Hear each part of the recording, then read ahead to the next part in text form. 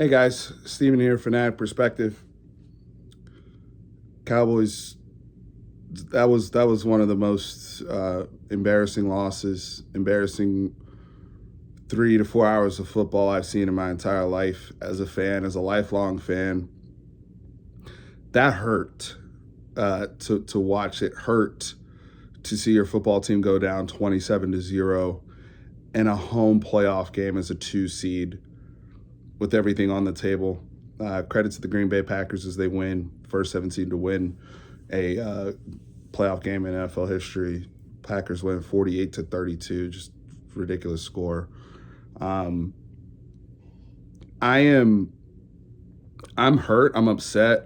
Every emotion you want to think that's negative has run through my mind, and I'm going to start here. The lack of discipline that has been with this team, because to me it starts with just discipline, and discipline is not just penalties, it's also execution, it's also attention to detail, holding your water as a player, as a team, and unforced errors, and that's why I'm like tired of the whole youth narrative, because the youth narrative is bullshit, because we know the Cowboys have been one of the most undisciplined teams, A, through this season, and B, in the Mike McCarthy era. Despite winning 12 games every single year since 2021, that's what they do. They come out there, they get a shitload of penalties, very untimely, and they beat themselves. And today, you run into a situation too, starting with the layer of discipline. The way I look at football, if you don't stop the run, the rest of the game is over. Like, the conversation's over. If you're going to play defense like we played against Buffalo, where an opponent ran the ball down our throat, Josh Allen didn't even throw. You have today with Jordan Love, where Matt LaFleur has full menu available to him, by the way.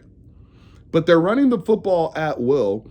And on the flip side, when Jordan Love gets to pop back and throw, he has the whole side of the field wide open to him. No matter what they were throwing, it was open. So the whole Dan Quinn thing, it's been cool. It's been fun. We've been dialed up for our divisional opponents. But for where we're trying to get to, I'm done with that. Because at the end of the day, I know for a fact you are not going to win the Super Bowl if you cannot stop the run, and you're not disciplined, and you're committing a shitload of penalties. It stops there. When an opposing head coach comes into your building, wins the coin toss, takes the football, and says, oh no, we're going to go score. We're going to go put up 7 on the board. And not only did they go put up 7, they go on a 6-minute drive with 2 penalties on that drive.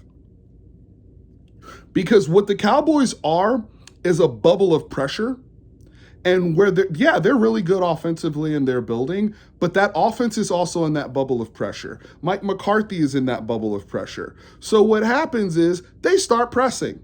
They get tight. They get nervous. Because I think in their offensive mind, they know they got to put up damn near 50 points today because the defense ain't going to stop shit. And now they start pressing. And we see the Cowboys offense that we probably used to see on the road, a lot of isolated routes, not too much motion, not a whole bunch of route combinations where we're seeing guys, rub off each other and break open and defeat coverage. So everything that's thrown is contested, tight window. You're not going to beat people like that. So the offense doesn't get going. They come out there, Dak's throwing picks, CD's dropping balls, we're getting penalties on offense. You're done. It permeates from the top. It starts from the top. If you want to say it starts at Jerry Jones, it starts at Jerry Jones. It starts from the top, though, because it's a bubble of pressure where you see 53 guys. Everybody owned this loss today. There was nobody. Dak wasn't going to throw you out of this. The defense wasn't going to get you out of this. Tony Pollard wasn't going to run you out of this. Even the kicker that was perfect felt that pressure. He goes and misses an extra point. Guy's been nails all season. It's a bubble of pressure. And you think about Green Bay coming into this game, playing with house money, no pressure. They'd won 3 straight games just to get into the dance. Young, happy to be here, cool. They showed up looking to have fun playing football today. They showed up looking to execute their stuff, have fun, and we're going to do our thing. And the Cowboys show up tight, pressure packed, legacy on the line, all these things, and it's permeated psychologically throughout the organization. It's an organizational thing. Look at the body language, not just of the players, but of the coaching staff. They're showing Dak Prescott and CeeDee Lamb talking through something. Obviously, there's a break in comms. CeeDee seeing something, Dak seeing something. Dak's a hair off, CeeDee's a hair off, what have you. I never saw a coach come in there and help them out. I never saw, whether it's Brian Schottenheimer or a receiver coach or Mike McCarthy himself, come in and say, let's work, let me help you work through this with what I'm seeing from the sidelines. So yeah, if you want to blame Dak because he's been here the longest, sure, blame him. This shit goes way longer than Dak. This shit go way longer than Dak.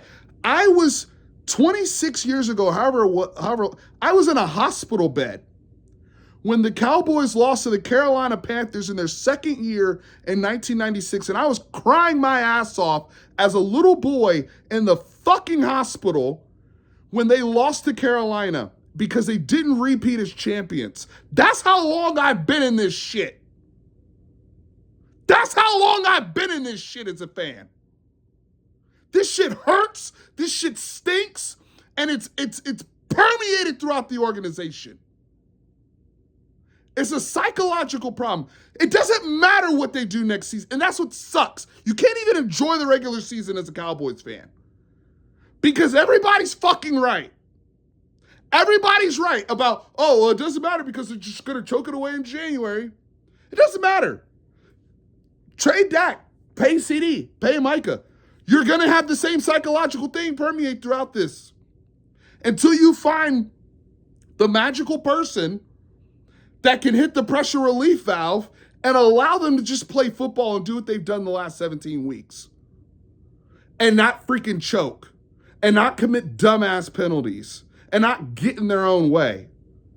I knew we were cooked when I saw Micah Parsons dropping in coverage on 3rd down. On an obvious pass rushing down, he's dropping off into coverage. We were nowhere mentally plugged into this game. When you see nonsense like that, you're not dialed in. You're not ready to play football, especially in the playoffs. When that type of nonsense occurs, you're cooked. And that's what Dallas was today. They were cooked. You have a touchdown to a fucking tight end where the guy's open on the whole side of the field, and we've got guys broken comms talking to each other. After the play, they run into open grass. Damn sure weren't guarding 88 on Green Bay. Credit to LaFleur, Green Bay. They came in here. They got the right matchup. They found the team that was mentally weak. They found the team that was going to trip over themselves. They found the team that was going to shit the bed, and that was the Dallas Cowboys. And that's what this organization is.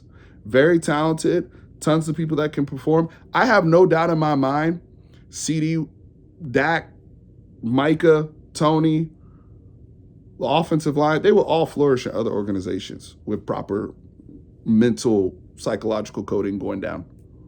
Absolutely. They would all flourish in other organizations, all of them.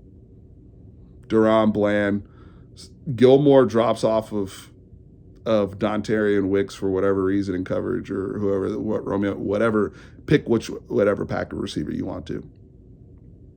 They would all flourish under. So again, blame whoever you want to blame. It don't matter.